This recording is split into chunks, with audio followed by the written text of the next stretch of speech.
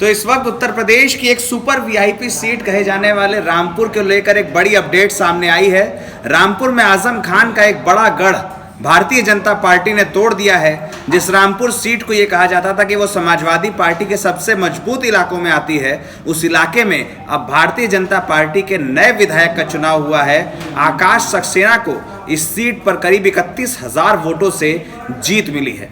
इस बारे में हम अपने न्यूज़ रूम में भी कुछ लोगों से बात करेंगे, लेकिन यह समझना ज़रूरी है कि जिस इलाके में बीजेपी की जीत हुई है वो इलाका कितना महत्वपूर्ण है और उस इलाके में जीत के मायने कितने बड़े हैं। सबसे बड़ी बात यह समझने वाली है कि रामपुर का जो इलाका, सीएम योगी और आजम खान एक दूसरे के बहुत बड़े राजनीतिक प्रतिद्वंदी रहे हैं। जैसे सपा के लिए गोरखपुर जीतना सीएम योगी के राज में एक बड़ी बात थी, उसी तरह बीजेपी के लिए रामपुर का जो इलाका है उसे जीतना एक बहुत बड़ी चीज़ कही जा सकती है।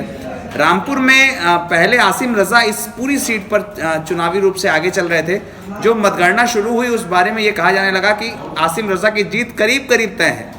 बीजेपी ने एक प्रेस कॉन्फ्रेंस भी बुलाई थी, इस प्रेस कॉन्फ्रेंस को कैंसिल भी किया गया। लेकिन बाद में जब कुछ ग्रामीण इलाकों के वोट बैंक, जो ग्रामीण इलाकों की जो ईवीएम थी वो खुली, उसके बाद आकाश सक्सेना को एक बड़ी बढ़त मिली और इस बार ये हो गया कि 31,000 वोटों से आकाश सक्सेना ने आजम खान का गढ़ जीत लिया। 4 दशकों के बाद आजम खान को इस इलाके में हार का सामना करना पड़ा है। खैर, आजम खान ने पहले ये आरोप लगाए थे कि सरकार ने जिस मशीनरी का उपयोग करके चुनाव लड़ा है उससे ये बहुत मुश्किल है कि समाजवादी पार्टी इस इलाके में चुनाव जीते।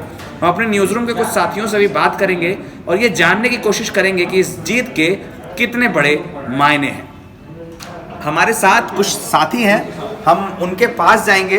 सबसे पहले अमित जी हैं, रिसर्च और इलेक्शन एनालिसिस पर बहुत सारा काम इन्होंने किया है और बहुत सारी चीज़ें लिखते पढ़ते रहे हैं। पढ़ने लिखने वाले पत्रकारों में इनकी पहचान रही है। तो मैं अमित जी के पास आऊँगा और पूछूंगा कि रामपुर के राजनीतिक मायने जीत के क्या हैं। अमित जी, सबसे पहले मैं आपके पास आऊँगा और ये पूछूंगा, रामपुर में जो वोटों का आंकड़ा है, जो सिर्फ आंकड़ों की बात करें तो कितने आंकड़ों से समाजवादी पार्टी को जीत या हार देखनी पड़ेगी? अभी जो ईवीएम वोट्स दिखा रहे हैं वो 72,115 के दिखा रहे हैं आकाश सक्सेना के पक्ष में।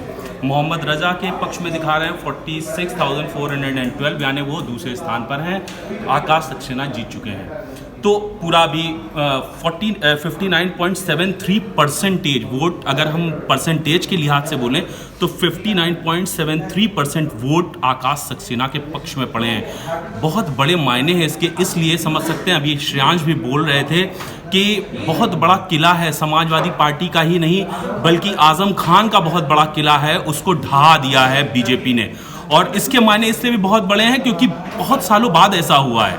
ये कोई साधारण बात नहीं है। अब आसिम रजा की एक टिप्पणी भी आ गई है, श्रेयांश इस पे बोल दिए हैं वो कि पुलिस खाकी को वो पूरी तरह से दोष दे रहे हैं उनका कि इसके पीछे शहरी इलाकों में वोट डालने नहीं दिए गए हैं।